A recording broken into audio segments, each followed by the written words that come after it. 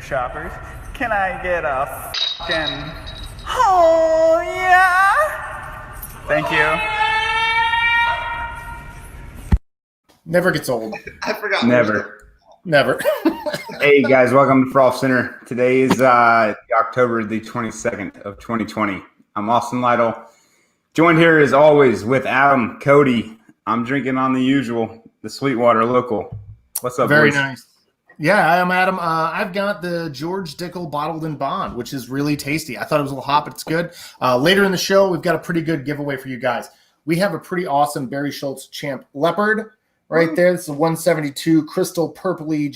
This thing's a ripper. We're going to give it away later in the show, so stay tuned. And before we get there, I got to introduce my man, the 1100 rated head man himself, Mr. Cody Vitale. What's up, guys? Oh, yeah. Good to see y'all again. Thanks for joining us this week. Can't wait to get to our guest. But first, the weather. Go outside. It's freaking amazing. Some of the best days we've had all year. So, yeah, go outside and check it out. Yeah, that was perfect. All right, tonight is a big one, y'all. The man we're about to introduce to you really doesn't need a whole lot of introduction. He's a two-time world champion, a three-time U.S. DGC champion. He's won the U.S. Masters Cups, 1,000 times. And he's also, he's known as the other champ. So if you guys want to give a big Frolfcenter welcome to Mr. Barry Schultz. Hey, everybody. What's happening? Hey, Barry. What's up, Barry? There he is. Perfect. Dude, I was outside today, and it was beautiful out there. So get out there. yeah, it's the best. Absolutely. Thank you again for coming on. I know you played a skins match today. Love to hear about that. But what was your first disc golf experience ever? Who dragged you there? What disc did you have? Wow. Talking about the way back machine. Holy cow. I'm getting old. I don't know if I can remember that far back. But it was, if I remember right, it was around 1980. I would guess probably the spring of 1980. I have older brothers and an older sister. And I was only 10 years old, and my brother was watching me, and his friends came over and wanted to play some Frisbee golf. And he's like, I got my brother with, can't really go. He's like, I'll bring him with. We'll go anyway. So I went down there with him, and then it was later that spring. There was a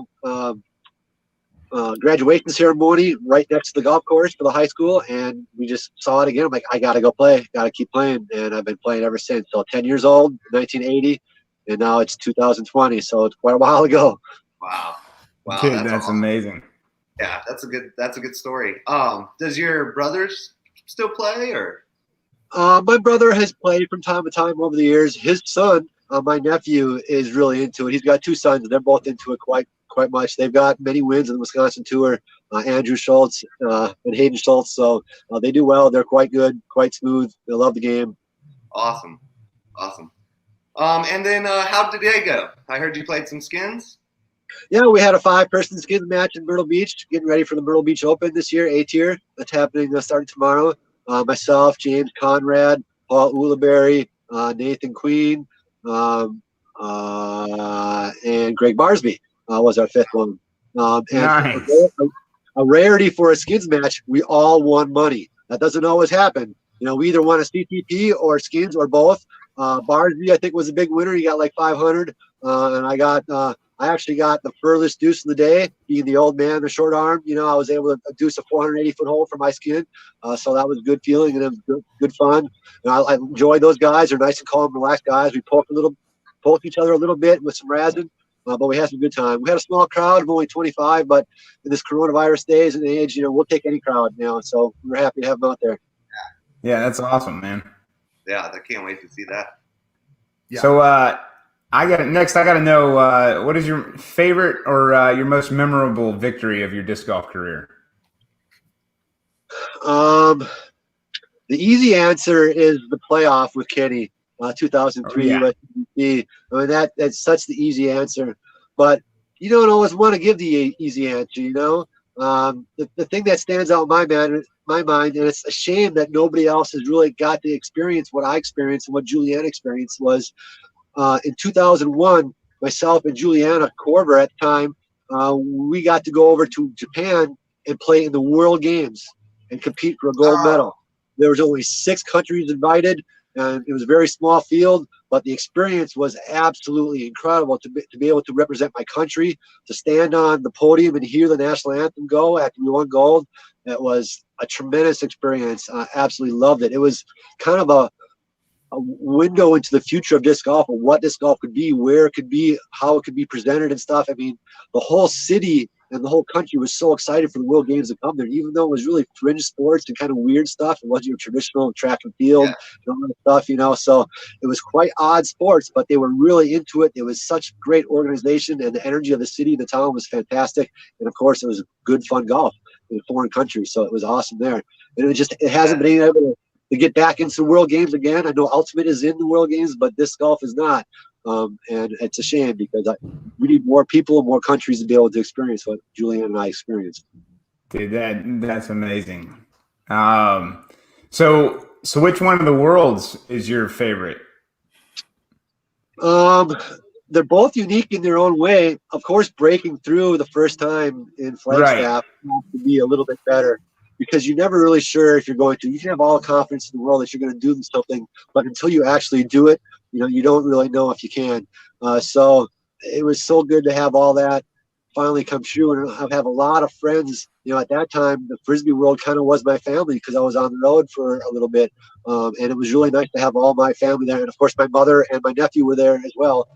So they got to experience the winning and stuff. So it was really nice. And it's a beautiful place in the country too. If you haven't been to Flagstaff, Arizona, spend a day or two there. It's worth your while. Nice. Yeah, it's awesome. You've been a guy who's thrown Innova for pretty much forever. I'm a huge Innova guy, so I've got some Innova questions. But first, there's something about your game that might be a little different from our game, and I've heard this from other interviews with you, that you switch your bag up quite a bit. Is that something you're still doing? I sure do.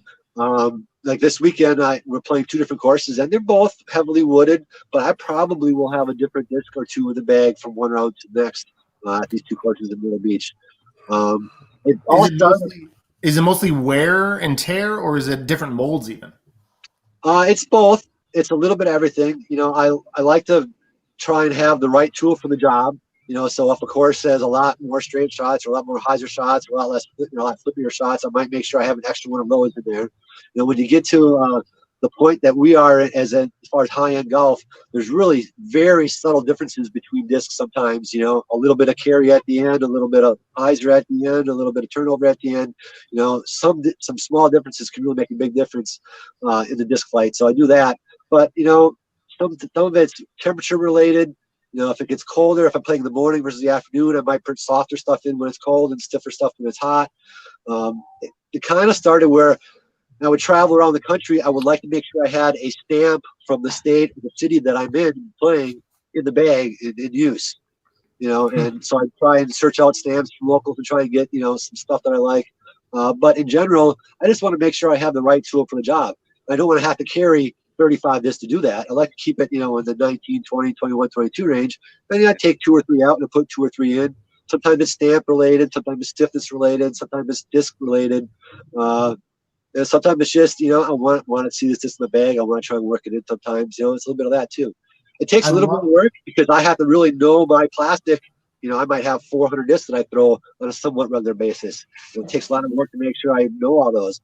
And that's the one thing you can really do for yourself. Even if you don't get any better at any one shot, just know your plastic, what you can and can't do with it. That'll get you a long way in this sport. Making good decisions and good choices out there can really go a long way.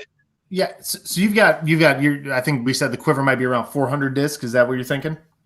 You know, I'm guessing I have, you know, those very popular gray plastic bins that fit, you know, 30, 33 discs. I have probably 6 or 7 of those that are basically throwers. You know, just everything rattled in there. And then I have 25 of them sorted out: rocks, leopards, bosses, you know, everything else. You know, so I have quite a few. And some of it can be limited to hot weather golf, cold weather golf, you know, a lot stiffer stuff, a lot softer stuff. I'm really critical in that, especially on my putting putters. You know, for me, there's a difference between a putting putter and a throwing putter. I don't putt my throwers, and I don't throw my putters. Yeah. When it comes to putting putter, I really can't have a soft one. If it gets a little bit too warm and I lose the stiffness of my flight plate, my thumb goes down a little bit, I don't feel like I can hit my spots, my angles as well. So I really need that thumb to be up and true So I switch out my putters probably more often than any other disc out there. That's crazy. And you said something about stiff putters, and if you can get it in the ear of somebody at Innova to make KC Pro polecats, I will buy a box of them. I will buy a box of them. A box isn't going to make them make the disc. They really want 1,500 for a minimum. So if you can get yourself 10 friends and you each want 20 or 30 of them, then you might be talking about it. I can think of 2 polecat throwers. I can't think of 15 of them. I've known a couple, and when you do have a polecat lover, it's hard to get them to change. They are addicted to them. I have a friend in the Arlington, Texas area, Tim Gendel, that threw nothing but polecats and Pegasus for the longest time. Wow. He probably got rid of the Pegasus, but he won't get rid of the polecat. That's for sure. Right. What mold has been part of your repertoire the longest? I would probably say the Aviar in some shape or form. The Aviar has been in my bag from the time it was kind of there, nice. from the grids and the putt and approach, and then the KCs came out in the mid 90s and stuff. So late 90s, whatever the case was, the Aviar in some way, shape, no bead, big bead, putt and approach, driver, they've all been in and out of my bag. And I'm not particular when it comes to putting with them. I'll putt with any of them. But I just got to be firm. You want kind of a straight putter. You want maybe a turnover putter. You might want a stable putter, depending on the wind or the course. So I rotate those in all the time for sure. That's awesome. What's the newest mold to make it in? I would say probably a TL3. Excuse me. The TL3 is in. It's kind of a little bit further than my Leopards. Not quite as far as my Wraith, but the TL3. I just got a box of some new stuff in. Speaking of KC plastic and other molds, back in the day when they came out with this, it was almost always Proline or DX was the first version. Nowadays, it's Champion or Star. And in my putt and approach discs, I really don't like the Champion or the Star in those discs. So it takes a while for me to get sometimes a disc I like. The Mako and the Mako 3, great disc, but I really won't throw anything but a KC or DX.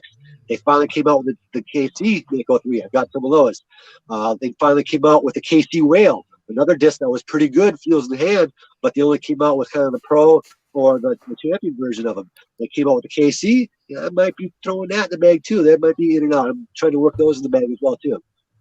Nice. That's awesome. KC Mako sounds really good. The Mako 3 is the one I'm using right now, and it's fast. It's a little bit flippy, but it's fast, and I can throw it further to my rocks, I think.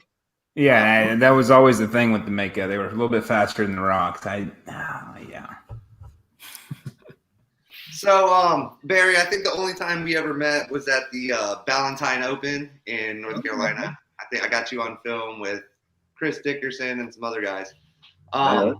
What kind of course do you favor yourself on? Is it a tight wooded course, a more OB course, or a wide open one like that was? Well, the older I get, the more distance is challenging for me.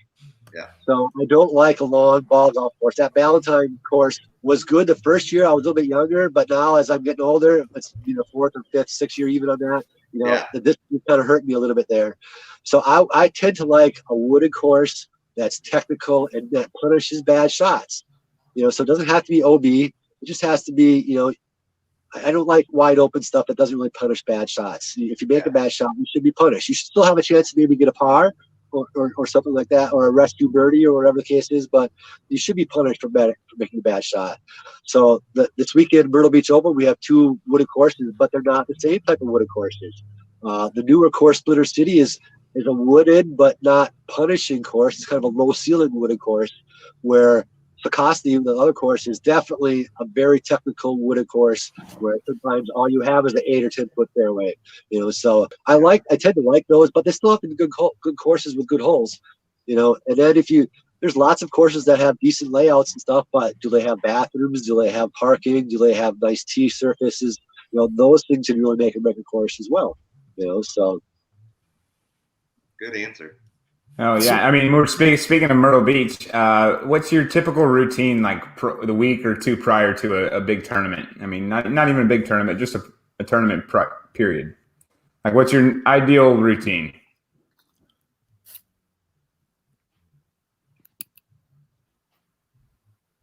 Oh, we may have lost. Did we lose Barry there?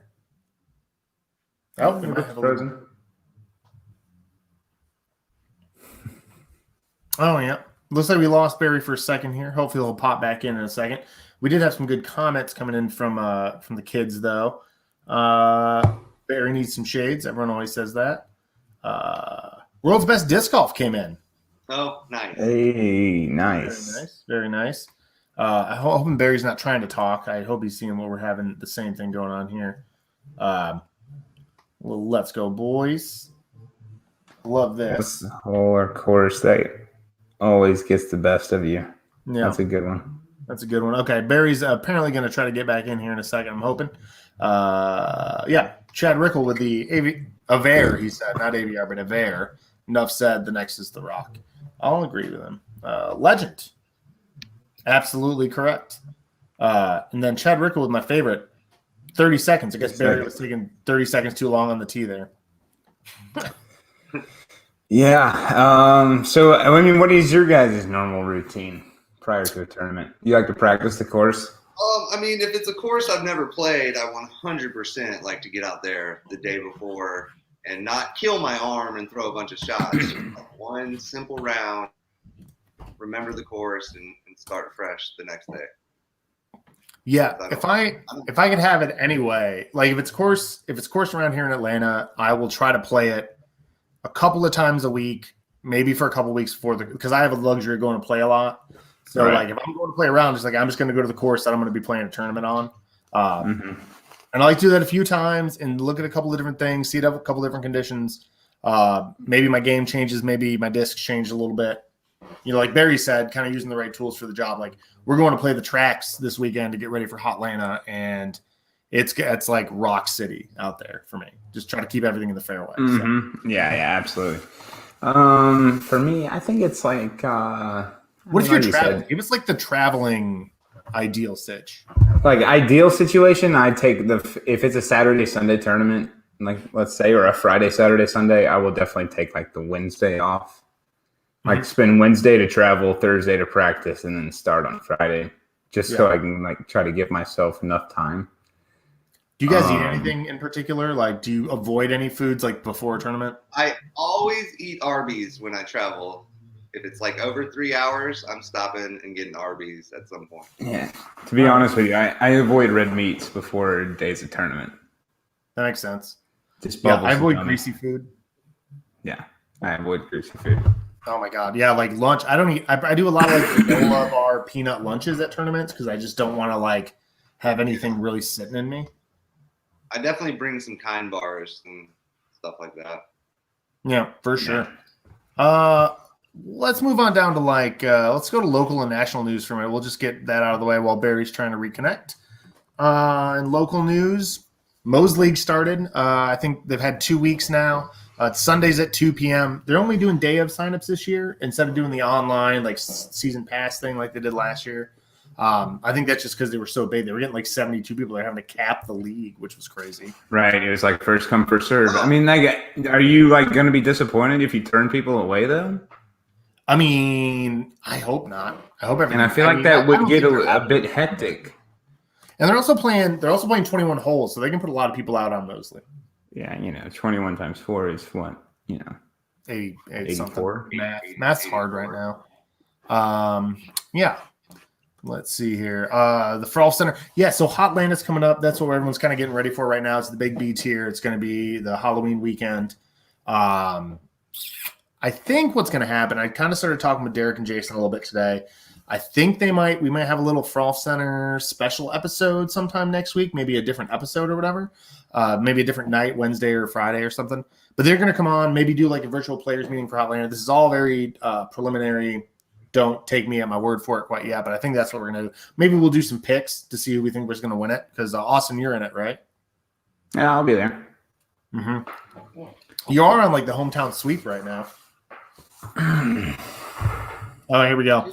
Chad says they do still have the season pass. Well, I guess I was incorrect on that. Alden Harris says you're ready for bag tag. That's right. Bag tag is November 8th, Sunday. Yeah, dude. I think I have number like 400, something like that. Yeah. I don't think. Do you have enough matches? How many matches do I need? 3. Yeah, I got 3. You got 3? Okay. If not, you I can come got 3 play. exactly. Oh, you have 3 exactly? Yes, it was supposed to be 7, but because of COVID, they cut it down to 3. Chad's asking about ADGO. Yeah, ADGO, that's correct. Who is Stokes Cram on YouTube? Oh, that's I don't know if he wants us to out him, but he's a perk regular. Yeah. Paul Bell says he's coming for number 1. You know what? Let's get it. Is it at Redan again this year? Yes, it is. Oh, here we go. Hey guys, I think we got him back. Hey Barry. Hey, I'm sorry, guys. I don't know what's going on. No worries. Glad to have you back. I'm glad you made it back. I tried the old start the phone back up again and see what happens, and it worked. Heck yeah. All right. Yeah, perfect. We're glad to have you. Well, that's the ups and downs of staying in a Walmart parking lot. You know, you never know what's going to happen. You know? Yeah. Oh, yeah. The best place for the camper. Right? So I was asking, what is your normal routine like for the week prior to a disc golf event? Like, what's your ideal schedule? It's different depending on the event, how many courses, how many rounds, if I've been there before or not. You know, typically in a perfect world, I like to make sure I get at least 1 practice round on every course, and I don't want to have to do, you know, more than 2 rounds in one day to get that done. You know, so depending on what's going on, you know, typically I show up Thursday night or Friday morning somewhere to get my 1 or 2 practice rounds in, and I'll be fine. This week and this weekend a little bit different. You know, we've had a really busy last month or 2 trying to get ready for a new baby, introduction to the family and stuff. So I didn't get much practice this week. I didn't practice my putting, I didn't practice my throwing much. I didn't really get down here early as I would have liked. But you got to do what you got to do. Don't always have a perfect world.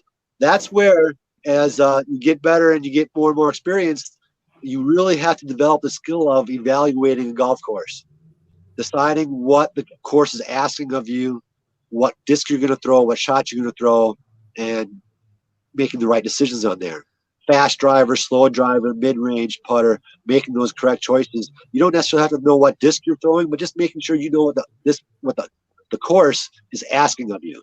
You know what you should be doing, what you shouldn't be doing on that course. You know, I'm not a fan of this. I'm not a fan of making sure I throw the blue rock on this hole or the red leopard on this hole. You know, I don't have to make sure I know that. I just have to make sure I know the hole and what the hole is asking me to do. You know? Yeah, exactly. I like that. So we're a bit fortunate in the South that you've moved to Charlotte. Is there anything you do in our off season, like the couple months that we don't have tournaments? There really isn't that kind of time anymore. You know, I grew up in Wisconsin and moved down here to the Carolinas about 10 years ago, just so I could have year-round golf. You know, up in Wisconsin, you know, Thanksgiving to St. Patrick's Day, you know, there's really not much going on. You know, and if there is, it's kind of cold. Down here, that's where my money season is. That's where I love to play as much as I can. Is, you know, after USDGC, before, you know, March or April, that quote-unquote cold weather the guys down here don't like. You know, if it's only 50 degrees, I'm fine with that, you know, being from Wisconsin. So I kind of love that off-season golf. You know, I'm not really a fan of the heat. So there comes, you know, 2 months in the summer months here where I don't even want to play every weekend. You know, because I can't, as I get older, my body doesn't like it. I don't like the way the disc feels when it gets too hot and stuff. So, you know, I kind of pick and choose my way there. So there really is no off season in disc golf anymore. It's a choice if you have an off season, because there's golf all over the place. You know, I think a lot of these guys, and I think I adopted this attitude shortly after I got on the road, was I got to play casual fun golf just as much as I got to practice hard and focus on my golf game. So playing casual golf with friends, 1 or 2 disc rounds, you know, stuff like that. Playing homegrown events here in the Carolinas is always a lot of fun. But just playing casual golf is very important too, and doing stuff besides disc golf as well. You know, you just can't play golf all the time. So, right. If you're not having fun, you're not doing it right. Right, for sure. Yeah, exactly. I got to know, Barry, you've always had a really positive attitude when you're thinking about like the future of disc golf.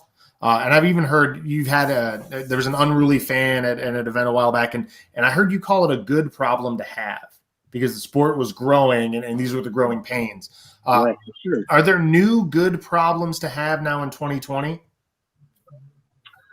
Well, just challenging our tournament directors, challenging our PDJ staff to make sure that we can get this stuff done safely and done well and according to all the laws and guidelines that various different agencies have put on us, because we're all over the place, you know. I think it makes us grow. It gives us a thick skin. It challenges us to improve in areas that we weren't necessarily thinking that we needed improvement or wanted improvement on. So, you know, you can't really make diamonds without having a lot of pressure put on them. So having this challenge of a season is going to make us better in the future. It's going to make us more efficient as golfers. It's going to make us more efficient as TDs and as staff. You know, get rid of some of the fluffery that we don't necessarily have. That's time consuming and energy consuming for tournament directors and staff. You know, we can do bare bones and still have a wonderful event. You don't have to go all out and have all this weird stuff that can kind of get in the way sometimes. So those are great lessons to have. And I think being able to have good relationships with our parks departments, with our city organizers and stuff like that really is going to help us in the future as well. You know, so this is all forced stuff that we don't necessarily want, but is going to help us in the future. I'm sure there's tournament directors that didn't want to have to talk to any government agencies, you know, anybody like that. But making sure that they are following the guidelines so they can have their event, you know, it's going to open doors, it's going to open minds, and it's going to be a good thing for us. It's funny. We've been seeing down here a lot of drive-in check-ins. Right. So instead of congregating, we drive in, get our players pack or get our whatever and scorecard and move on. And that's been awesome. We do have an enormous influx of players right now. I mean, with COVID, with Brody Smith, with everything else going on, with a little bit of coverage on CBS, we have a huge influx. Is there one piece of advice that maybe if somebody who's brand new to the game's watching the show that you'd give to them? Well, that's kind of a loaded question. You're talking to as a player, as an organizer, as, you know, where you want to go with that. You know, as a player, start slow. And I'm talking to the speeds of the disc. You know, don't jump all the way to the max speed, max distance drivers right away. Even if you're a four-hander golfer or a flicker, you know, stay with the slowest disc you can to learn what speed, angles, winds, all that stuff does to a disc. Because until you understand that stuff, all those high-speed discs really aren't going to do any good for you. You know, so. You know, seek other people out that are better than you, just like you do with everything else in life.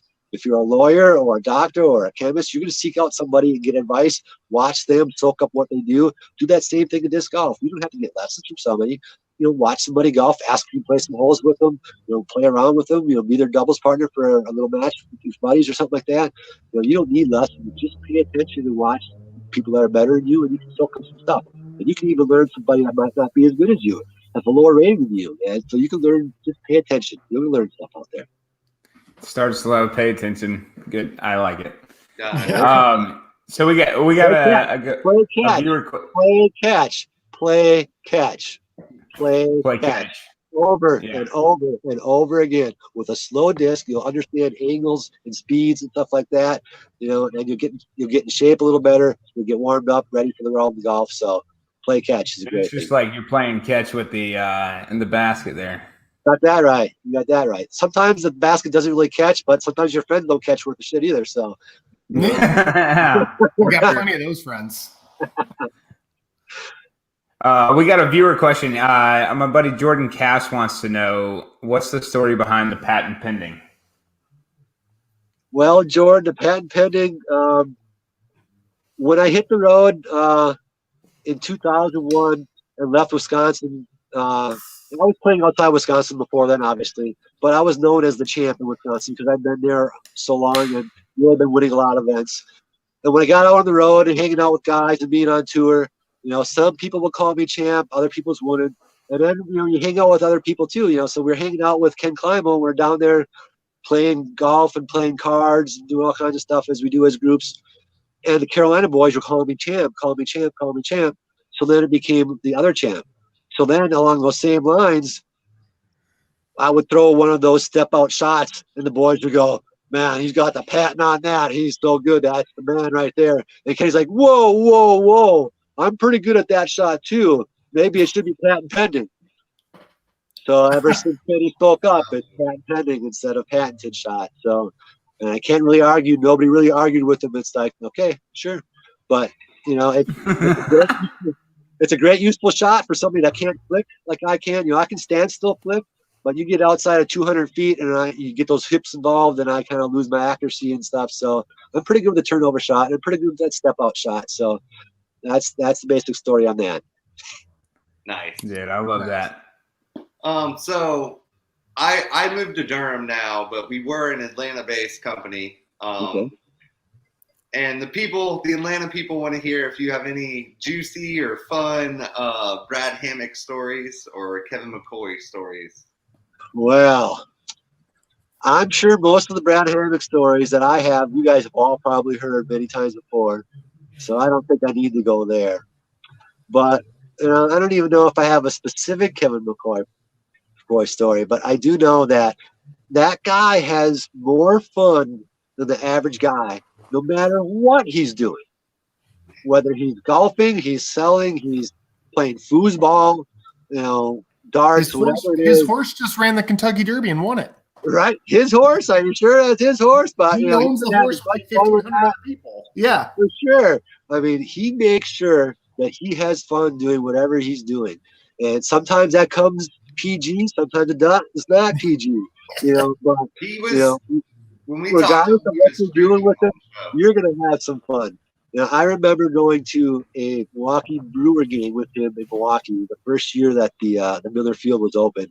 And man, did he have some stories. He was in heaven in a brand new ballpark. It was great watching the Cubbies.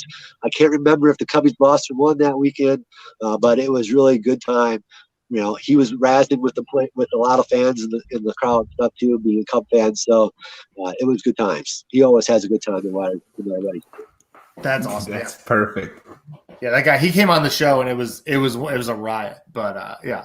I remember, so I did some research and listened to some old interviews with you. And in 2016, you gave an answer about live coverage saying that we weren't there yet and maybe we shouldn't have rushed it. And that had a lot to do with the, was it Salient or whatever, that weird ESPN 3 thing or 2 thing or whatever. Has your attitude on that changed? Has live coverage caught up to what our expectations should be? I almost can't give an informed answer because I really haven't watched a lot of live golf. Well, you've been playing, yeah. I play, and when I'm not playing, I'm at home doing other things. And to be honest, my last couple of home situations, I haven't had the best internet situation, so I haven't been able to watch. Who wants to watch choppy internet? Nobody wants to watch. No. Even if it's your favorite show or if you favorite anything, who wants to do that? So I really hadn't watched a lot. I would probably say I've only watched 4 or 5 hours. Most of it was 3 or 4 years ago. So I would say just from hearing everybody's attitudes and their energies about it, I think we are very close to being there if we're not there already. I think the fact that we have 6 or 7 or 8 media companies jumping on board and filming all these cards, they're kind of setting standards. They're kind of trying to make everything the same, trying to make everything uniform. And I think all that is wonderful. And I think having the influx of former and current players as guests and as voices is a good thing. Obviously, we need somebody that speaks well, get their point across without stumbling over themselves. But most of the time, a former player has a great perspective on a lot of different things out there. So I think that's a great thing as well. Yeah, I think I vote for you and Kenny to be commentators for USDGC next year. I'm going to have a hard time letting go of playing at USDGC as long as I can still play. I couldn't believe Philo turned it down. I would commit, for half hour, hour, 2 hour, whatever, they would let me do. I would definitely commit to that. But I don't think I'll ever want to give up playing at USDGC. I'd like to keep playing. That's good. I mean, I hear that. You always cash. What do you think about that drone coverage, having the drones flying around? That is a no-brainer. If that technology is available, go for it. Even with the noise? It's different this year because we don't have the crowds having a little bit of ambient noise out there, so you hear that stuff. But, as long as it stays kind of background noise and it's not sharp, loud, instant noise, I think it's going to be okay. That hum and stuff like that is fine. If we have crowds, noise usually is an issue. If we don't have crowds, that's where noise is an issue because you're focused on noise instead of the crowds. Yeah, so I think some of that stuff is going to take care of itself. Good answer. I like that. So it looks like that story you told about K-Mac was Courtney and Kevin's first date.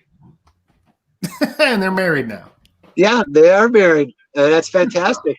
I do recall having a conversation with Courtney on a golf course shortly after they started dating, and he's like, she was like, "This is tough, having a friend a golfer friend as your other, not being able to, in that small circle, as you're back then, the traveling pro circle was probably only 10 or 12 deep, so there was a pretty tight circle. There wasn't a lot of guys going, all over the place, so we were all kind of tight and leaning on each other from week to week. Maybe not every week, but we were all leaning on each other at some point out there.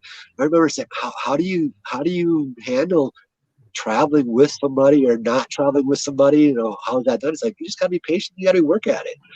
So I always thought they made a great couple from the start. I wasn't sure that Courtney would tame him or that he would tame Courtney, and they didn't have to. They didn't tame each other at all. They are perfect with each other.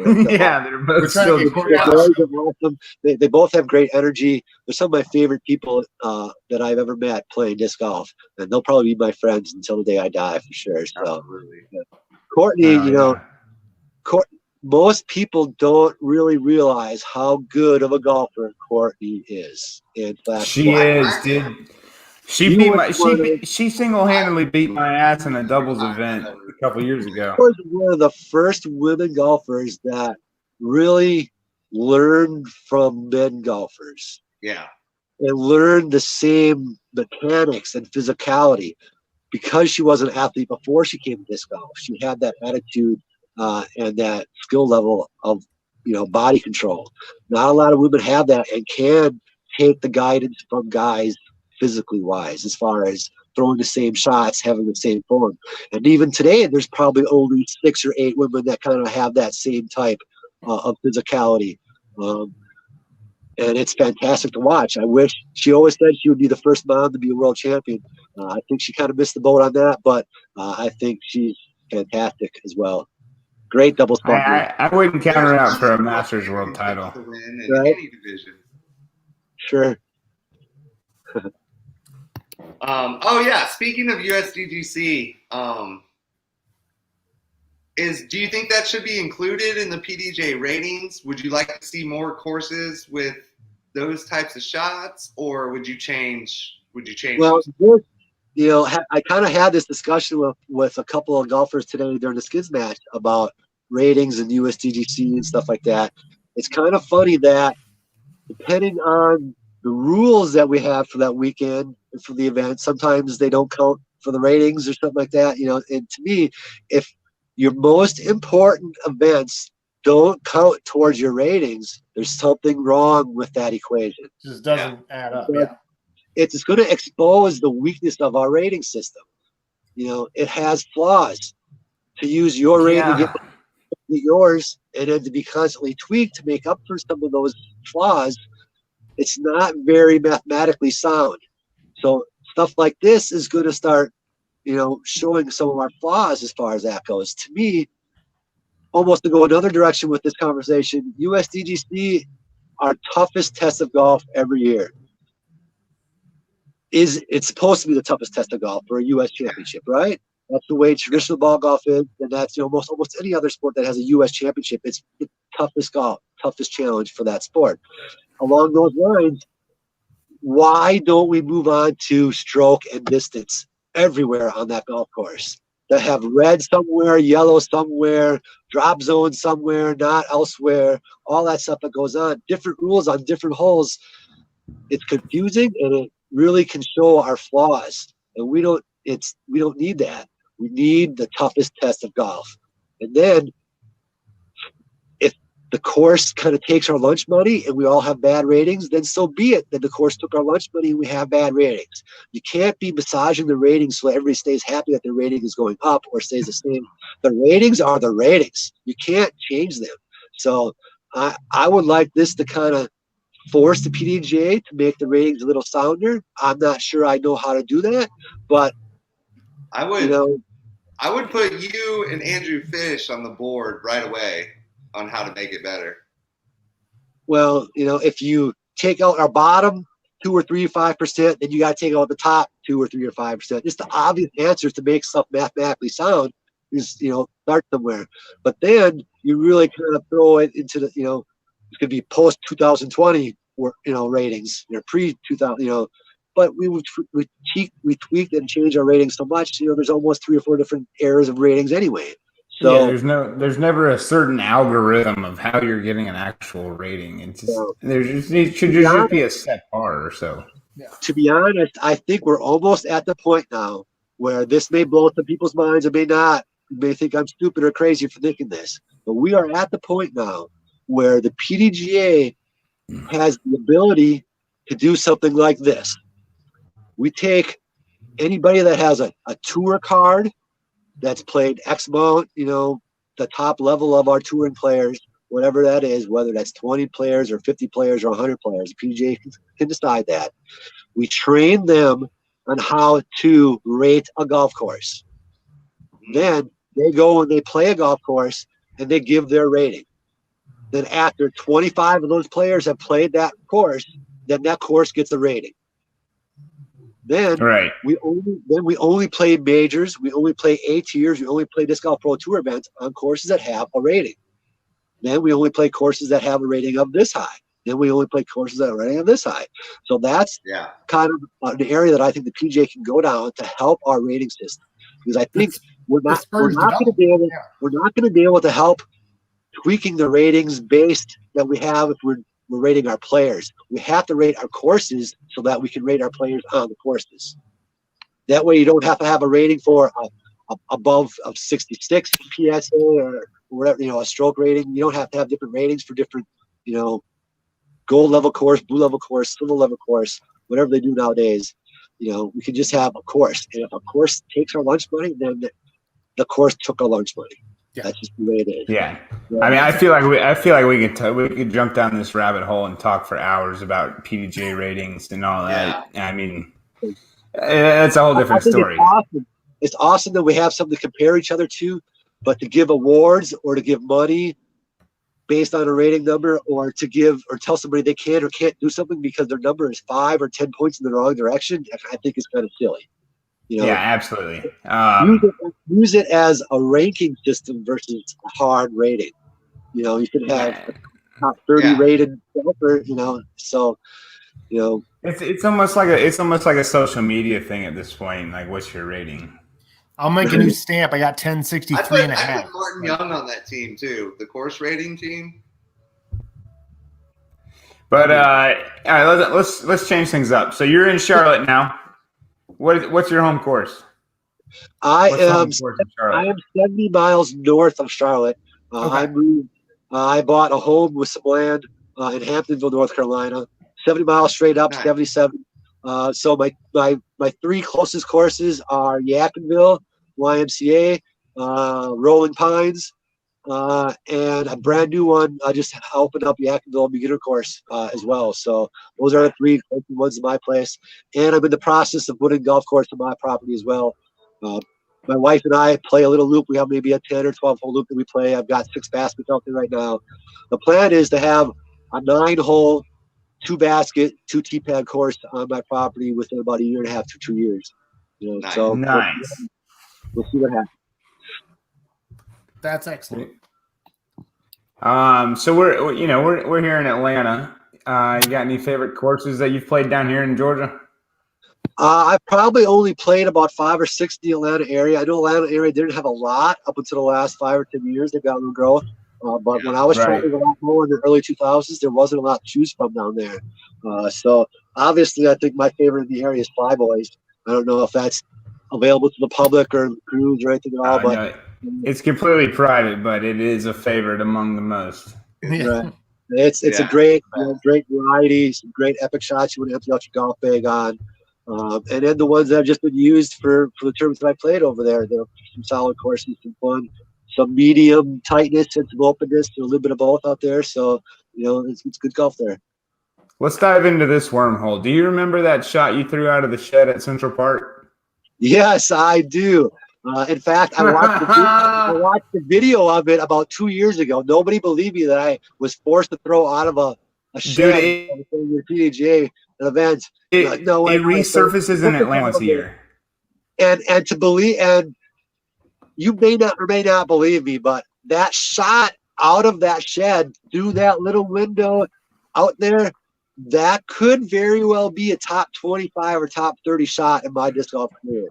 It was a challenge, and if I had stayed in there and had to throw another one, you know how much razzing I would have got from the crowd and the other people in that group.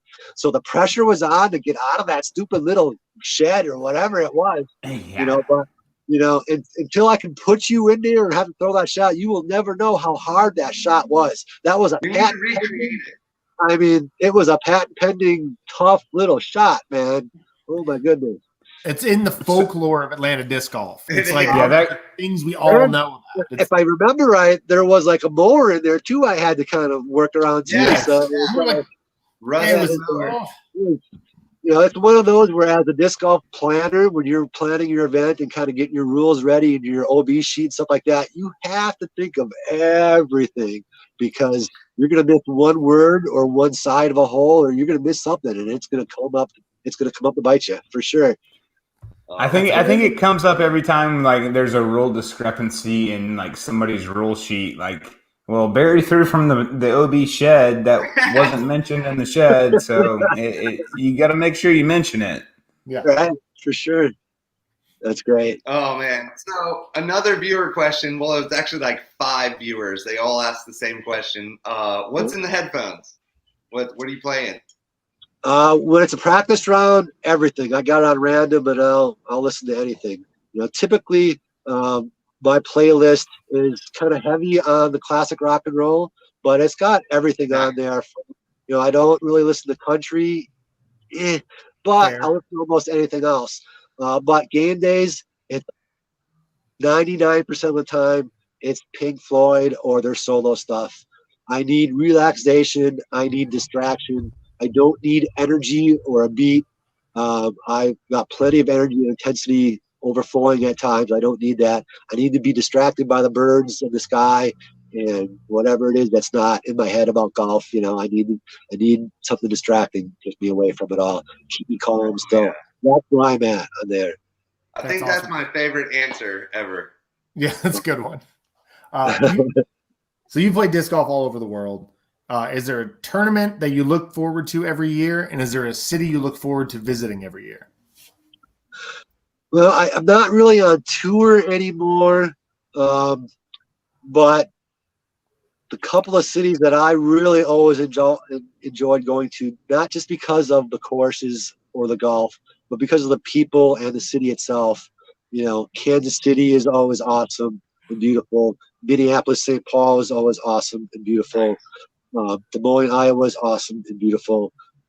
Nashville is always awesome and beautiful. Dallas, Fort Worth, if you're not there in the heat of the summer, it's awesome and beautiful and people, So as far as events go, I always look forward to USDGC, obviously, just because it's one of our few big events that goes back to the same course every year.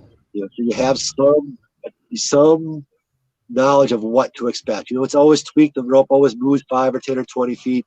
Might change color from red to yellow depending on the year too, unfortunately.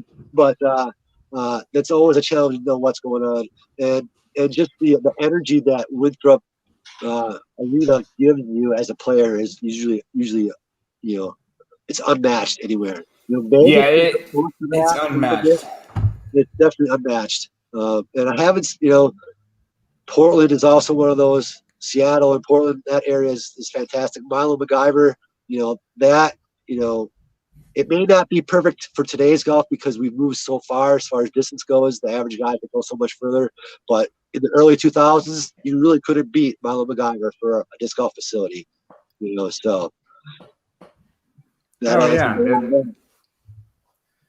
Perfect answers. So, all right, Barry, we're going to get into some of the little kind of fun stuff here.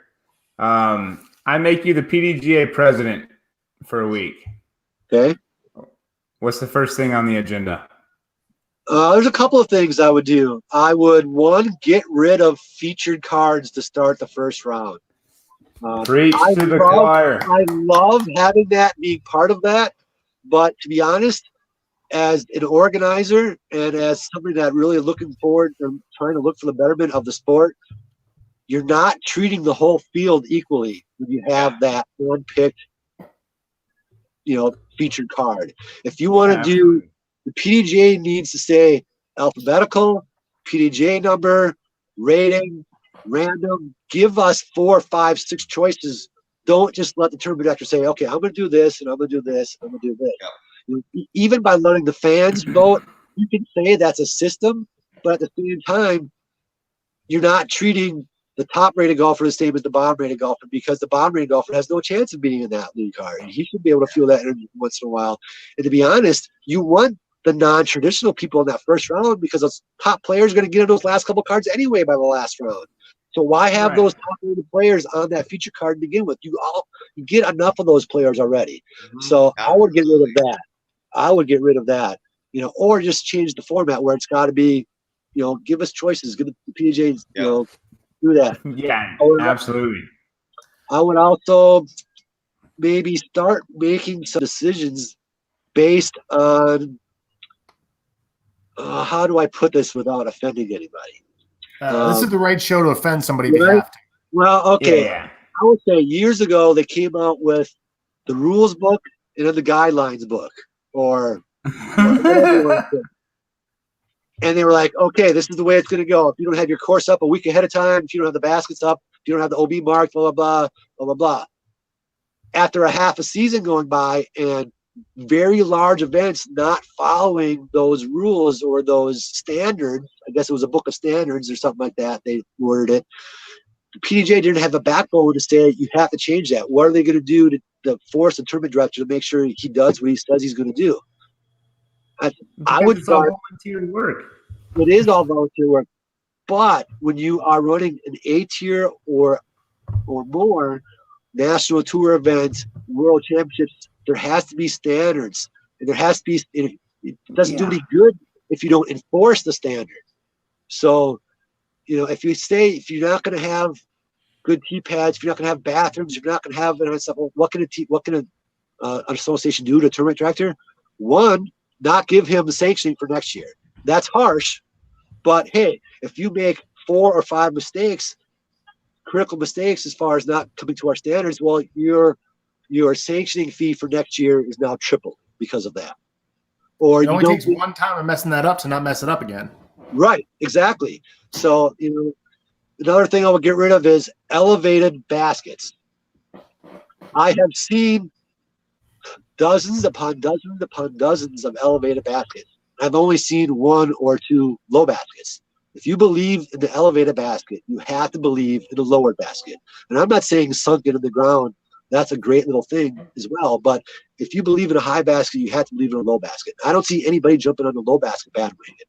So if a tournament or a course design is elevating their baskets to make up for a lack of course design, you're making up for a lack of course design. You're not improving the course. You can do that once or twice, but I would put a limit, 2 per course as a PDGA. You can't do that, especially if it's just a long pole and no land underneath it. You have to have some kind of land underneath the basket within a certain distance, or it doesn't really conform to our standards. Yeah, or like God forgive you, those swinging baskets that are on chains and stuff. Oh God, that's you're putting into a clown's mouth. If you believe in an elevated basket, you have to believe in a hanging basket as well, too, right? Right. I mean, you're putting into a clown's mouth, right? Right, for sure. Where's the windmill? I'm not gonna lie. I like baskets that are in the ground. They're so much easier. It's so easy. Not that easier, but like you got to diversify if you're gonna do it. I agree with that. I like that. That's awesome. All right, so let's switch it one time. I give you the keys to the Innova factory. Ooh. And you're now the president. Donna Pace has given you the keys. What are you doing? What am I doing? What are you doing in the factory to mix things up? I will do one specific thing, and that's make sure that there's a Driver Pro plastic blend that's much firmer than the Pro is now. And I would just come out with a Driver Pro. You know, they kind of have the Putter Pro and the KC Pro. The KC Pro doesn't work in drivers because that's basically a DX. But you got to have the Driver Pro.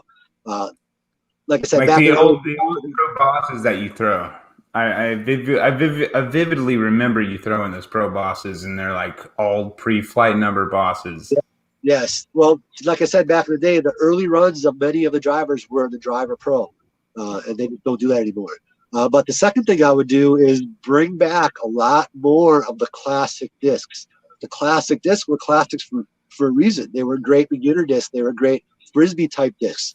Yeah. A lot of the discs that are coming out now are coming out, you know, they have the flat tops and the deep rims or the shallow rims, and they kind of take the glide away from the disc. So guys don't miss as far left and don't miss as far right, but the disc just won't go as far. And that can be applied. But I think the average person can really benefit from a more Frisbee-type disc. And I think the old school disc, the XD, the Hammer, the Coupe, the Ace, the Polecat, stuff like that, I would bring back more of, and it'll be a hit again for sure.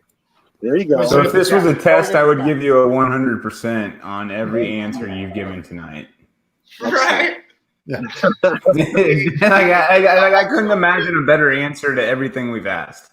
I know. All right, so my favorite question to ask every guest: who would be your celebrity doubles partner, alive or dead, non-disc golfer? Who would be my celebrity? Wow. You don't have to win. You can have the most fun, whatever you want. So it's fun. Who's it going to be? Wow, that's a tough question. I haven't thought about that before. Yeah, that's like the fifth person we've got. That's a good one. That's, you know, I've had, you know, favorite foursomes, you know, it doesn't have to be disc golfer. You can, you know, celebrity stuff like that. But, you know, doubles partner. Favorite celebrity doubles partner. Who's it going? Who are you going with? You almost got to go one of two ways. Do you go entertainment value? You know, you go, you know, Jim Carrey or George Carlin, or George Carlin's a good one. You know, Jim Pryor. You know, do you go something like that, or do you go athlete?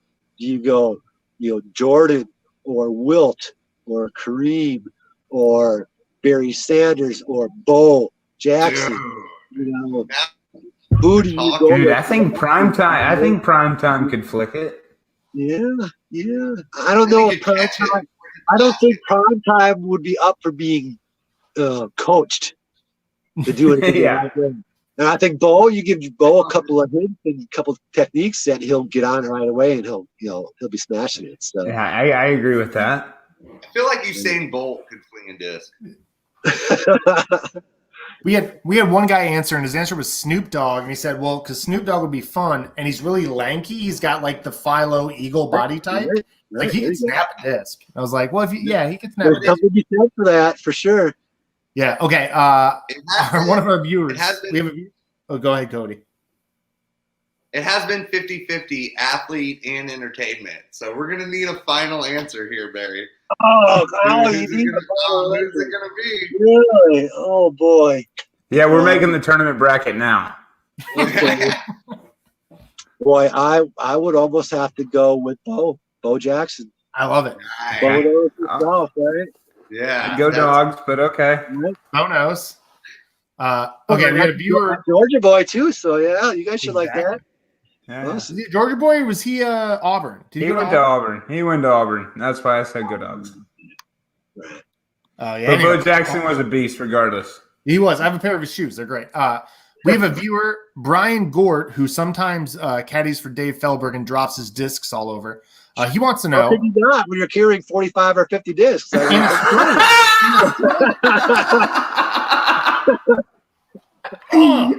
yeah. Barry, you got him. True. Gort wants to know, how many fantasy football teams are you doing this year, and how many have you done in a season? Wow. Okay. Well, I was and still am a big fantasy football fan. Yeah. When I first moved down to Carolinas, I kind of was doing it for money, and I spent a lot of energy on it. You know, I was, paying attention to coaching schemes and assistant coaches and all kinds of weird stuff. I read probably 20 or 25 team blogs and stuff like that, trying to get stuff. And I'd made some pretty good money a couple of years. At my height, I would say I was probably in the 100 team range, 120. But there's so many sites that you can have, 20 or 23, 33, or unlimited stuff like that. So I would just kind of do some stuff, just do experimentation, try and draft certain ways, try and see what kind of teams I would end up with and stuff like that. Just kind of experiment with that. But right now, I think I'm only on 2 sites. I'm on NFL and I'm on ESPN. And I think I have about 15 teams, maybe 10 on ESPN and 5 on NFL. So I'm kind of low. I really have not spending a lot of energy and time on it these days. And this year, talk about weird. You thought no you had kidding, your dude. If you thought you had your bye week taken care of, guess again, because everybody's changing their buys and stuff. So it's all over the place. And I like the fact that they've added IR spots for COVID and stuff like that. So that helps a lot. But we did that in our league. We had an extra spot in our league. Whether you do it with friends or enemies or strangers, it can be a lot of fun, man. And you can rise up a storm. The one year I won with the Innova, I was in Innova league for a couple of years, and I won one year. They were so sorry they paid me out in $2 bills. They were happy about it one bit. So okay, I gotta ask then. So do I start Drew Brees against Carolina, or do I start Jared Goff against Chicago this week? Chicago has a better pass defense than Carolina. Yeah. I would say I would take in the home away into consideration. I don't recall who's there right now. And I would also consider, if Breeze gets his number 1 weapon back, all day Breeze. Jared Goff. Thomas ain't coming back. If he comes back this week, I would go Breeze all day. Goff is kind of night and day. He can put up 7 points or 27 points. You don't know. So, I would go with Breeze, I think. Thank you for the advice. Yeah, I appreciate it. If you have a roster spot and you need a second quarterback, Tua might be your spot. He's coming back, you got Tua? Tua in a spot. If you have a spare spot and you need a second quarterback, Tua might be the one. You heard it here first, folks, guys. Tua at Miami. Let's go. All right. So you said you've been here in the Carolinas now for about 10, 11 years. I got to assume you've been to Waffle House. Oh yeah, and way before I moved down here. Are you kidding me? I mean, I came down from Worlds in '97, and that's where I hit the Waffle House stride hard, man. Sometimes it's just a Texas toast sandwich, but sometimes you got to do the All Star, So. All right, What's the go-to? What's the go-to order always? All Star. Texas toast. If I'm not really hungry, I'll just do a Texas toast sandwich, egg and cheese, bacon and cheese. But it's the All Star. You got to go with. I got to get this right. How do I do it? Hash browns double covered. It's been a while. With COVID, we haven't eaten out that much. But I got to go extra dark waffle, crispy bacon, and well done hash browns. Just burn my food, right? Just burn it. Not necessarily, but there's not a lot in this world that's worse than chewy bacon. I mean, who likes chewy bacon? I mean, who likes chewy bacon? Come on. Chewy bacon? Who likes bacon? Come on. They're probably the same people that like hard pasta. I mean, like. Oh, God. Don't even. It's al dente, Barry. It's al dente. It's al dente. There's a difference between al dente and undercooked. So, I mean, yeah, for sure. All right. So, what about what's the celebration meal? What are you cooking? Are you going somewhere special? You just won Worlds. Where did you go to eat after you won USDGC? Sunday nights on the road, whether you're traveling with somebody or alone, it's kind of, the winner pays for the meal. Whoever won the most money pays for the meal. So it all depends if I'm winning or not, how much I want to spend. So it depends if you want to get home right away or not. The easy answer is pizza. I'm a pizza guy, but you want to wait all that long for a pizza when you're traveling on the way home. But when I'm home, I like breakfast for supper sometimes. And homemade pizza or pizza is good. But anything on the grill, brats, burgers, steaks, anything on the grill works for me. So awesome. Barry, you got time for a couple more questions? I know we're going kind of long. Absolutely. Awesome. We love asking this question, and it's kind of open-ended. And we ask all our guests, who are your top 3 disc golfers? And that can be the top 3 favorite to play with, best you've ever seen, tallest, however you want to qualify it. Who are 3 disc golfers you want to talk about on the show tonight? 3 golfers that I want to talk about on the show tonight. Who are the 3 that? Holy cow. That's a loaded answer right there. Mm-hmm. Wow. Where do I wait, go? we got 2 more after this that are going to get you. Where do I go on this one? You know, do I shout out somebody that needs to be recognized? So I've done a couple of these podcasts over the last year or two, and one question that I get a lot that should be asked of people is, give me an underrated golfer that is a top golfer that just isn't there. You know, that doesn't play big events. Okay, just go ahead and take our next question. That's cool. Is it? Oh yeah, I got you. Very psychic, guys. So, this guy recently came back into my life, and all of our disc golf life was kind of gone for a couple of years, and we're all very happy to have him. He's great to watch. He's great to talk to. You're girthy. I already know you know who you're talking about. Oh, that's not. And Scott Stokely is where I was going. A double. Scott Stokely. Oh, Scott Stokely on the show. He was our first guest ever. I mean, back in the day when I first started, he convinced me to go to California and go to Masters Cup. You know, I had great times with him. Great golfer, great attitude, great energy. You know, he is a 10-year-old boy in a man's body, and he enjoys every second he's alive. And I wish I could be a little more like Scott in some of those ways for sure. He's gonna watch this because he was one of our first guests. He was our first guest ever. Awesome. He was our first guest. Yeah. I remember taking a trip out to California with him, and we rented a convertible and had a great time. Great time in Santa Cruz on the beach, and kind of getting in trouble with the cops. River Shared almost got sent to jail, but we had a good time. It was a good time. That sounds like we all survived. We all survived. Have you read his book yet? I have not. I have a copy, and I had intentions of reading it, but with the baby coming and stuff, I just haven't gotten to it. I'll get to it eventually, and I'll put out a nice a word for him when I do read it. I heard the popcorn story is in it. Now, I've told that popcorn story so many times, and it's prefaced with like, my lawyer said don't put this in the book, and I'm doing it anyway. It's right? Amazing. He spends a page on like, I'm not supposed to tell you this, but I'm going to. That's awesome. Yeah, that's really good. Okay, so here's first one.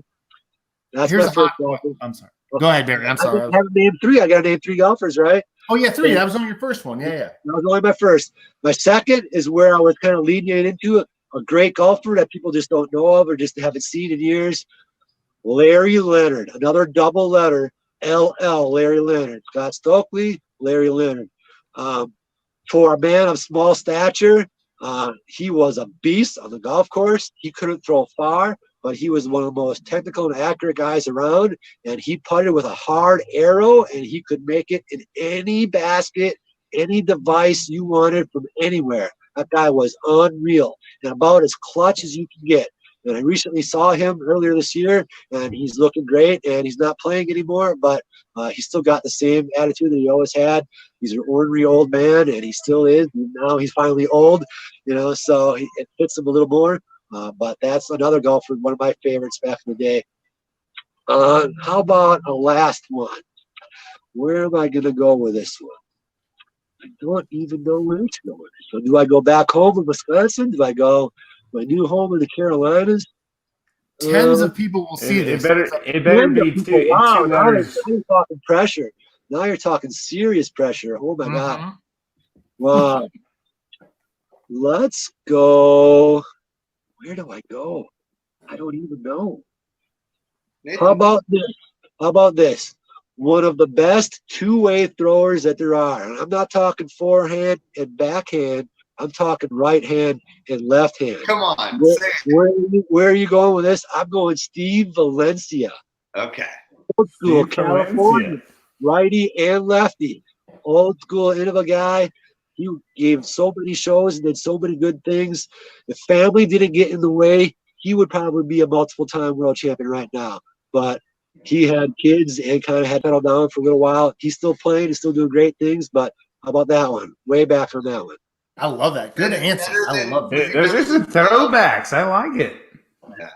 Okay, Barry, who's the GOAT? Who's the greatest of all time? That's Besides easy. It's Kenny. There's really no argument as far as I'm concerned. Kenny over Paul? Yeah. Yeah. I love how you did the duh. I mean, duh. Yeah. Paul is doing some things that Kenny did. Kenny has done basically anything that Paul has done and is doing. Yeah. If Paul wins, granted he's won a handful already now. If he wins another 3 or 4 in a row, then I will start considering. The thing that gets Kenny over the top anywhere is the in a row. Yeah. To win 9 in a row. The biggest events, different courses every year, different styles of golf every year, different time of year every year. Granted it was a little hot and sticky almost every time, and he's a Florida boy, that helped a little bit. Fine for him. But, even if Paul wins another 3 or 4 in a row,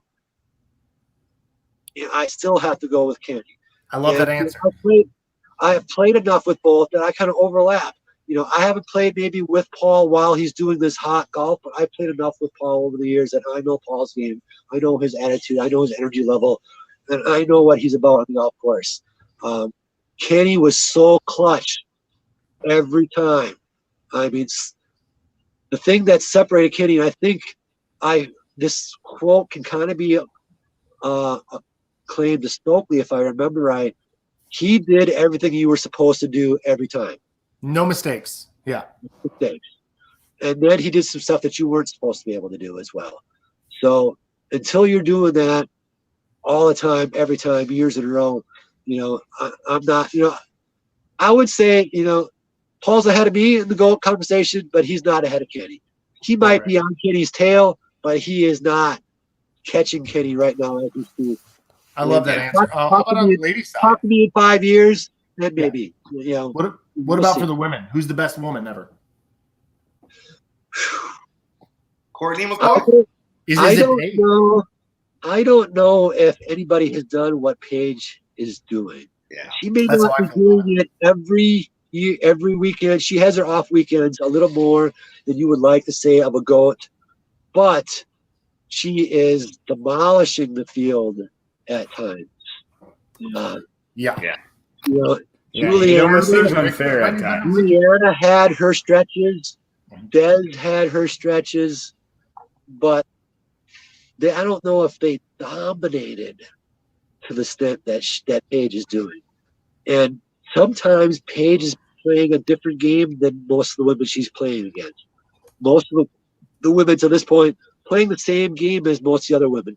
Even if the other women were only 10 or 12 deep, they were still playing the same game, just doing it better. Paige is almost playing a different game. She's almost playing the boys' game at times, depending on the golf course. And that can separate her. Again, I would like to see her do it another 2 or 3 years before I say that with confidence, but I would like to think that she's probably right there if she's not ahead. Yeah, I totally agree with that. Is there anybody out there that you see being the next up and comer that could possibly take the throne? I don't know if I've seen enough golf to be able to have. Haley has. Yeah, you've been saying you've been staying at home lately, so. The mental attitude from what I've seen and stuff that it could be, but that period between 18 and 25 really is different for everybody. Yeah. There were a lot of great golfers that I knew, 10 and 20 years ago that were great when they got to about 18. But what happens to you personally and professionally and athletically between 18 and 25 really can dictate what happens the rest of your life. So we'll see what happens with Haley, where she goes, what she does with her life the next couple of years. But I see great things for her. Paul was one of those. What's that? Ezra Robinson? I don't know if I played enough golf with him to know that.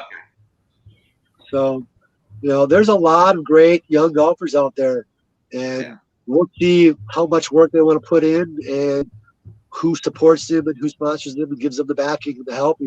These days it's going to take a team to get you over the hump. So you have to associate yourself with the right fit for you. So this day and age of people jumping and moving companies and loyalties and stuff, I'm not really offended by it. I'm just thankful that all these golfers coming up have choices and have these options available to them. That you have to find somebody that's the right fit for you, energy-wise, personality-wise. So if you're not happy or feeling that somebody's behind you, then it doesn't matter if they're your supporter or your sponsor. You have to feel right with them. So, it's great that all these people have these opportunities and take advantage of them as much as you can. So, and if you're not trying to be that top golfer in the world, don't be married to any brand. Brand recognition and brand loyalty is something that's fine for clothes and stuff like that. But for disc golf, you're doing yourself a disservice if you're eliminating half or 2/3 of the field just because you don't want to try them because they don't have the swoosh on them. So you don't have to buy all those discs to try them out. Your buddy, go over there and rustle up some of your buddy's bag and try some of his stuff. You never know what could be your favorite disc. Something in your hand feels quite right. If a disc feels good in your hand, try it out, man. Don't be ashamed if it's got a different logo on it. Don't be married to logos, man. Be married to how a disc flies or how it feels. That swoosh line is one of my favorite lines I've heard a pro disc golfer say, honestly. That don't be married to the swoosh line is so good, though. It's very true. I've started branching out a little bit here and there, and every now and then I'll go back and grab a Prodigy M4 and be like, the M4 is the greatest straight to understable mid-range of all time. But I'm still stuck with my beat KC Rocks because I'm just like, well, I like KC Rock. You know what I mean? That's my identity is KC Rock guy, but that's exactly true. And as a teacher and as a guy that tries to break everything down to be as good as you can, be the best version of you. If you think you're better with the rock, guess what? You are better with the rock. It might be 2 percentage points or it might be 20 percentage points. But if you have that confidence and that feeling in that disc, guess what? It's going to help you perform that shot a little bit better. Do you have any superstitions on the course? Any feelings you got to feel? Yes and no. I do some superstitious things. I would try more of a putting routine kind of thing. I try and make sure I do all kinds of goofy, weird putts because we don't have, 18 standard 30-foot putts. Even if we have all 30-footers on all 18 holes, probably not going to be the same 30-footer any one of those 18 holes. Uphill, downhill, wind, the basket leading, whatever the case is.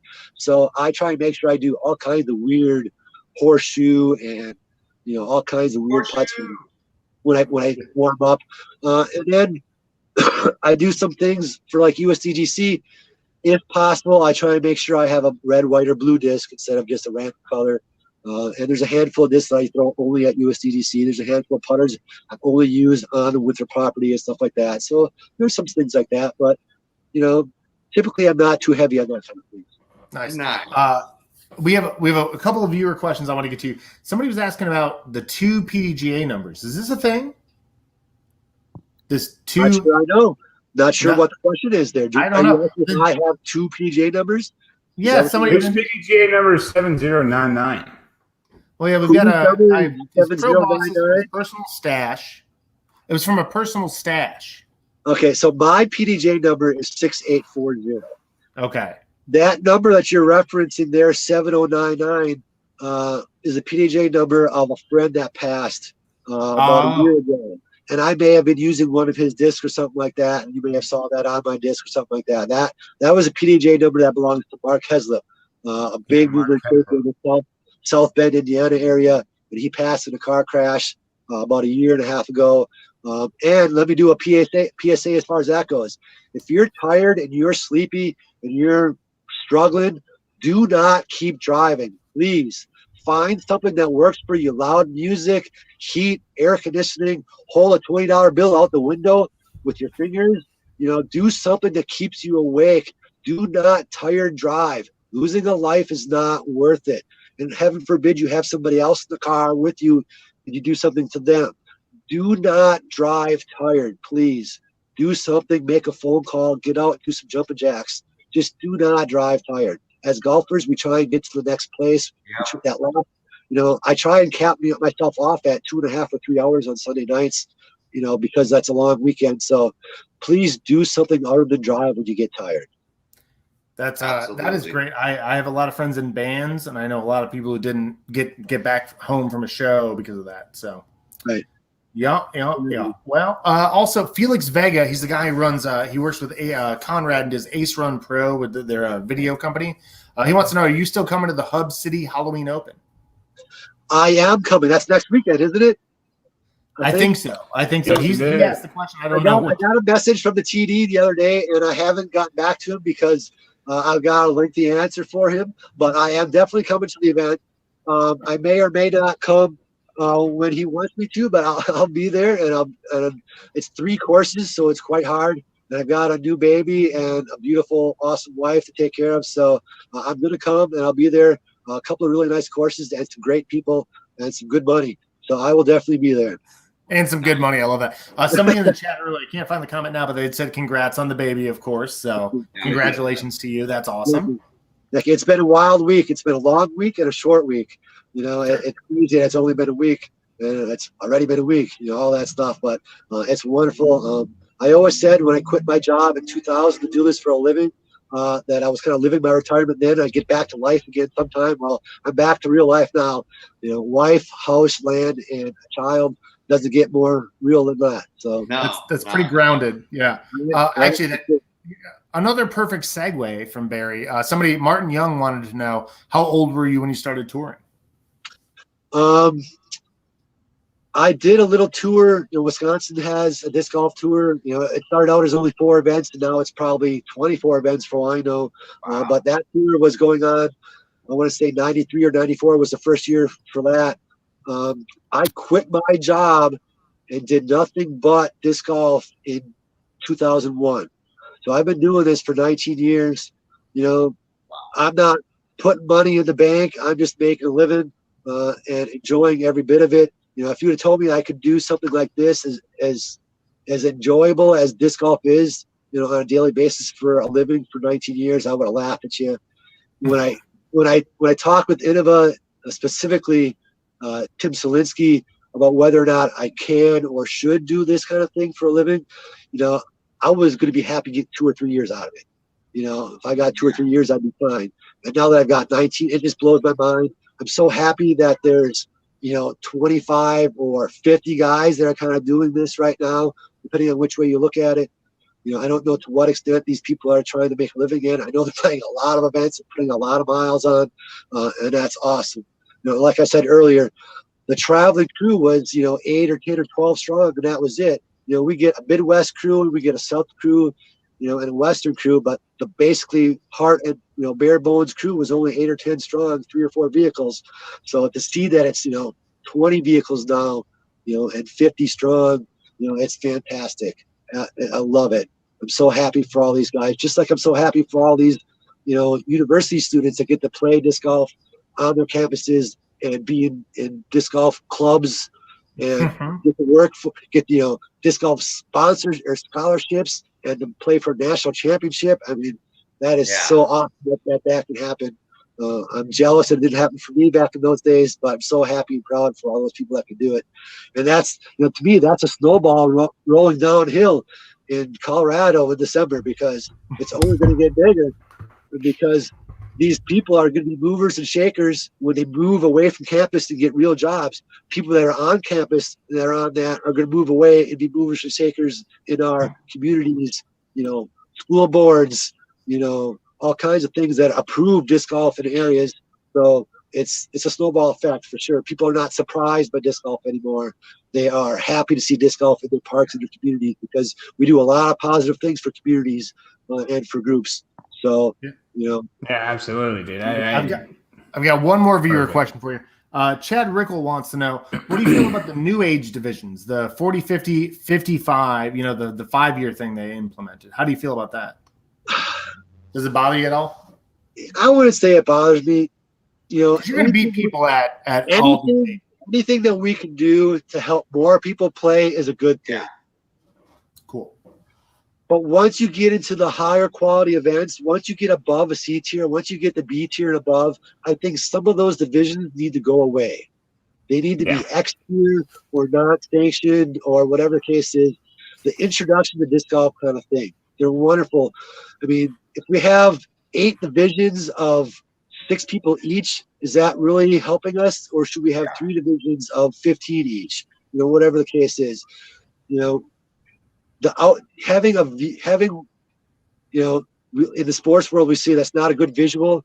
You know, sometimes it's not a good visual to have all those, you know, divisions from the outside looking in at us. Yeah. You know, so we want the outside world to take us seriously, and sometimes that can take away from that. But at the same time, whatever gets more people playing is good. I can't complain. I'm not going to knock anything that gets more people playing. So if that was the goal for having those divisions added, if that's the case and that is true, then I'm wonderful. I'm happy for it. If it's not doing what we thought it would do, then maybe we should get rid of them. You know, kind of like the rec player. The whole definition of a recreational player is one that doesn't play organized events. So why do we have a rec division in a B tier event? You know, so it should only be C or even X tier and lower. We can create more. We can create more tiered events. So you can be more specific in what you're doing with the formats, with divisions and stuff like that. So. Yeah, I like that a lot. Make it more of a professional organization. Right. Yep. So, all right, Barry. Thank you again so much for coming on. Last question we ask is, do you have any questions for us or advice? Let's see. The obvious We can question: take it. Are you throwing any beasts or leopards? Oh, my wife throws 3 in her bag, and we have 9 backups. I throw mostly Prodigy. Austin throws mostly Prodigy. I'm sure. I signed a contract saying I wouldn't. Yeah. But I have. If you have any friends throwing the beast or leopard, especially women and kids that don't have the arm speed, try the Blizzard Beast. My wife throws the hell out of the Blizzard Beast, a little bit lighter yet, and it goes a long way. And then I'll say, when was the last time you guys traditional golfed, ball golf instead of disc golf? Saturday and Sunday last week. Nice. Yeah. Well, I will say, depending on your skill level for each, you know, you can use any disc golf lesson that you have and translate it over to ball golf, and any ball golf lesson you have and translate it over to disc golf, almost word for word. It helps me tremendously. How you handle odd lies, how you handle, you know, weird things, you know, address positions, body positions, follow throughs, rhythm, all that stuff works both ways. So if you're struggling in one area, think about your ball golf background. If you're struggling in another area, think about your disc golf background. Nice. I mean, it almost works word for word, man. So I can't wait. It's been over a year for me. I've hit a lot of golf balls lately, but I haven't played any golf courses lately. And there's a ball golf course that Bomb Squad Disc Golf runs every year in North Georgia. I believe they're going to have a spring tournament, and we will send you the link, and you need to be there because elevation, you'd have a. Yeah, they're talking about making it an A tier, and I will gladly play a ball golf round with you out there. I love it.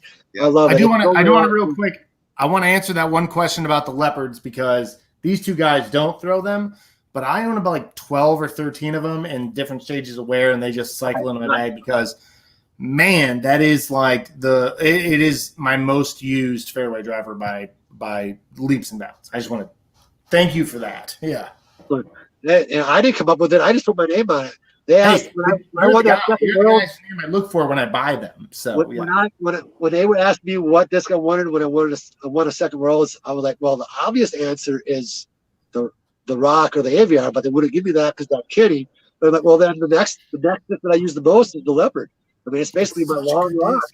You know, you can roller, understable, stable, overstable. It works all over the place. So I mean, even if you add different plastic choices from Pro and Star and DX and all that stuff, there's multiple choices for uses of that sucker. So glad to hear it. It's so funny. I have a Beat Casey Rock that I tell people flies like a beat champ leopard. Like I'm just like it's the same, just like go. There it is, and it's my favorite thing in the world. So. And every other company has tried to copy the leopard. They all have that Nobody will get that. Nobody can be able to do it. Fast driver, so they all try and get there. So we'll see. Nobody will ever recreate a six and a half seen it speed yet. frisbee. I've thrown them all. Mm. Forrest, let us know. You've thrown them all too. Yeah. All right, Barry. It's been a pleasure having you on. We've had you on an hour and a half. Wow. We appreciate your time. Good luck this weekend in Myrtle Beach. Can you give the people where they can follow you?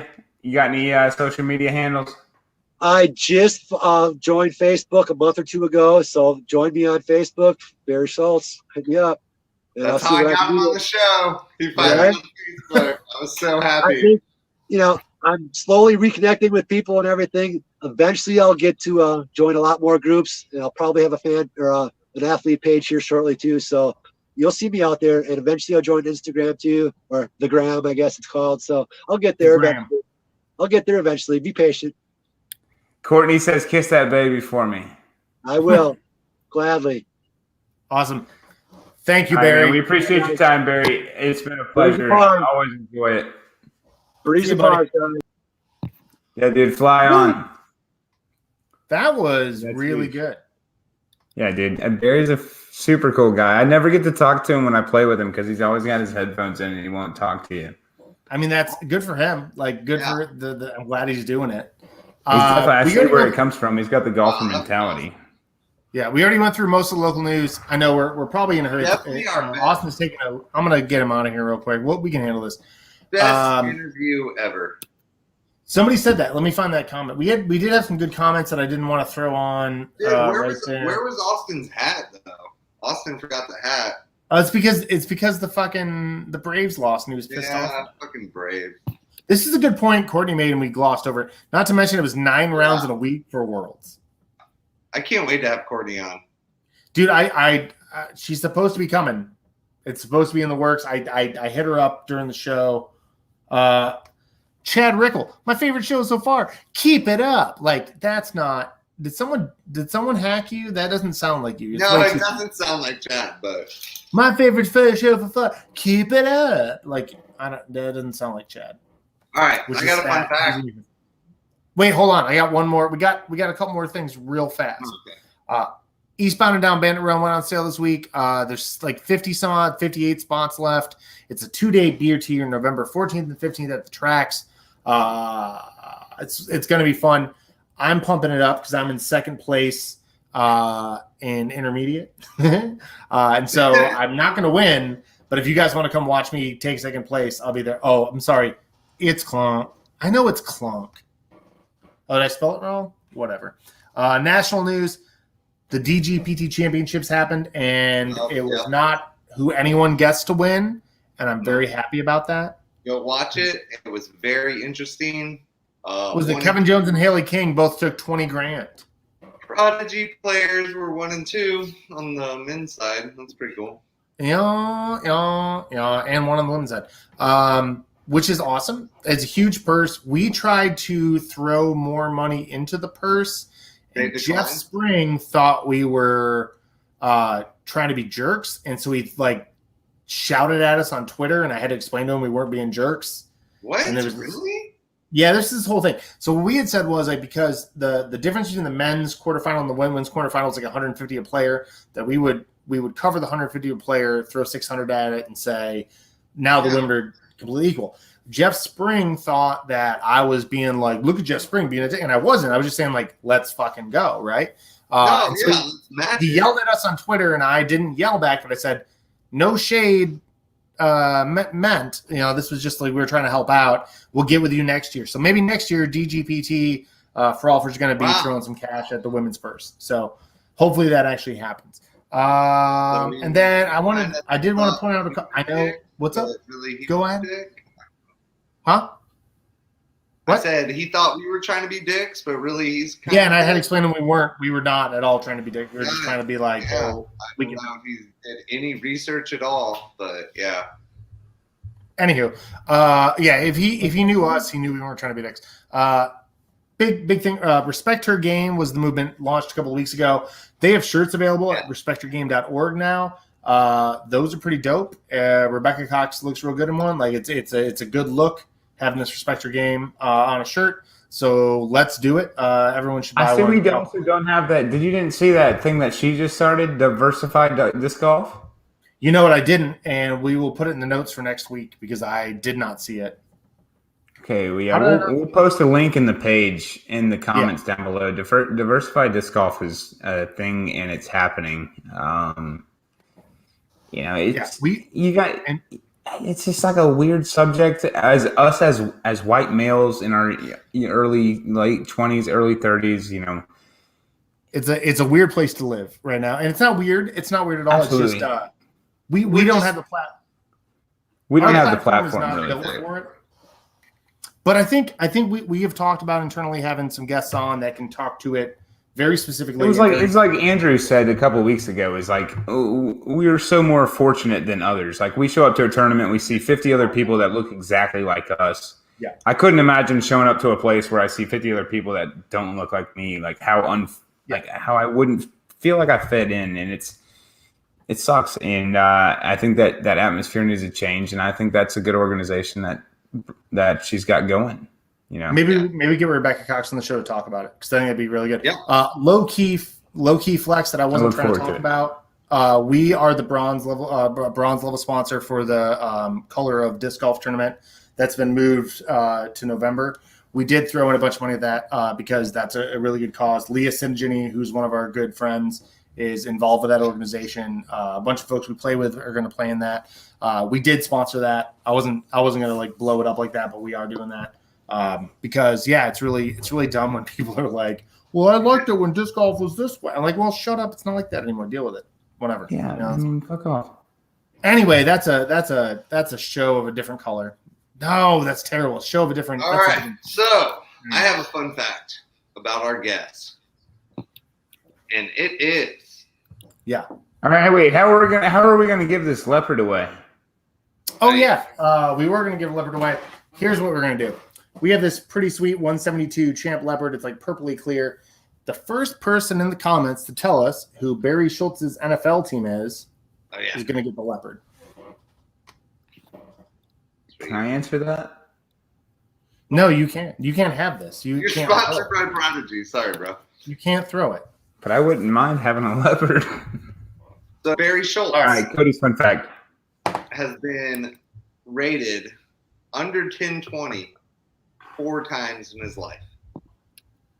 And it was his first 4 ratings. So how long has he been rated 1020? How long has he been rated 1020 or higher? Since August 2001, 19 years, at least 19 years, a couple months, he has been over 1020 rated. I mean, tell me that's not the craziest thing you've ever heard. That's amazing. Real quick. Oh, Ryan Freeman got it first. I'm sorry, Jenny Maris. Ryan Freeman got it. It is the Packers, real quick.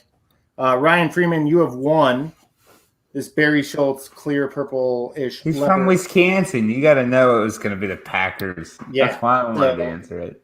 That's for you, Ryan Freeman. I know you were really butthurt about the last time when you didn't win, but you thought you should have won. So this should kind of end that, which is good.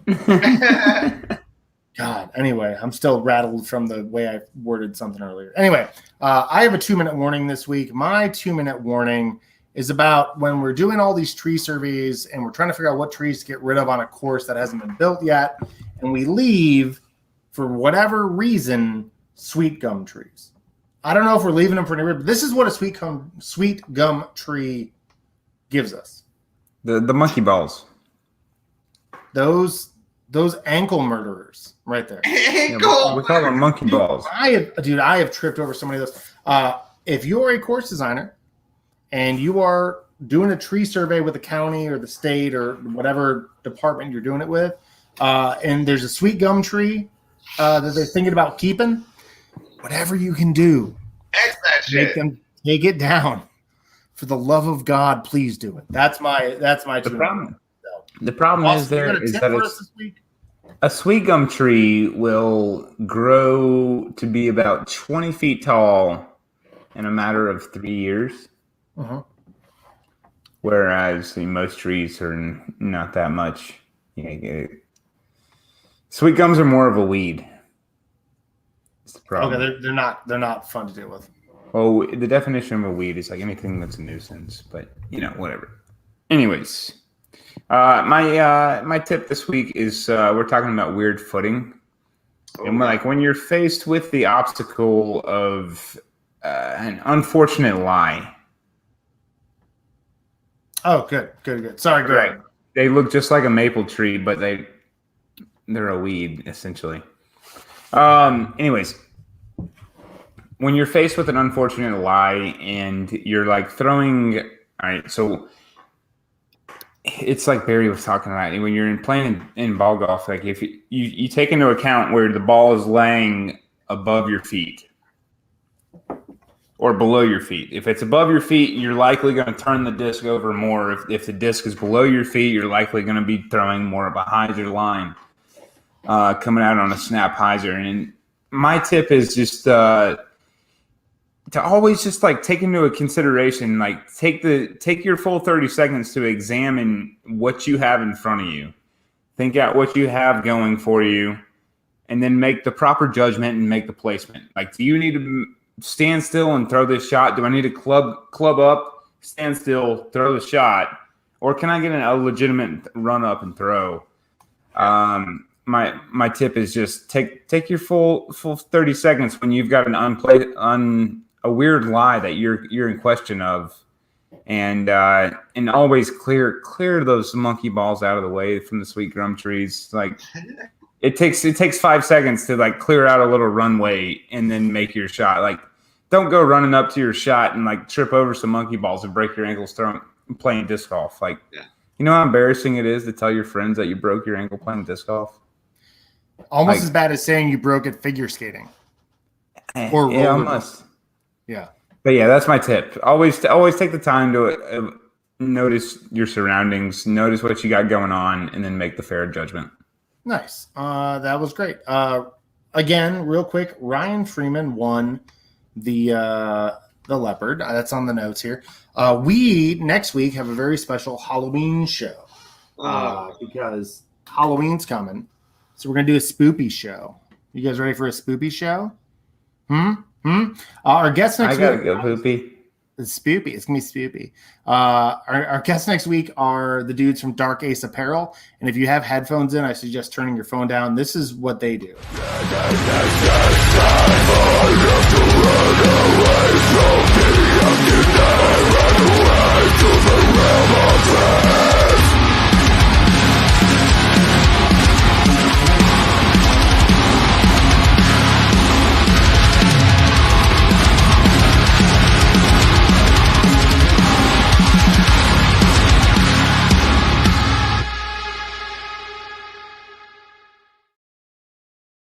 Yeah. Nice. Yeah, I remember seeing those commercials on the Disc Golf Network. Yeah. It's cool. It's going to be fun. Look forward to talking to that's them. it for this Happy week. Halloween! Yeah, happy Halloween next week. You guys dress up in the chat. It'll be really good. I will. Dude, I might wear a Halloween costume next week. That I'm might gonna be cool. be Snoopy. I already kind of look like Ron Burgundy. I mean, you look like Ron Swanson, too. Yeah. Whatever you want to call it. Hey, Anyway, I'm Austin Austin, Lotto 56469. See you later. Hey, I'm Adam. I'm getting out of here. See us next week when we have Dark Ace Apparel and Thanks for watching Jack and the Giant Peach. Have a good night.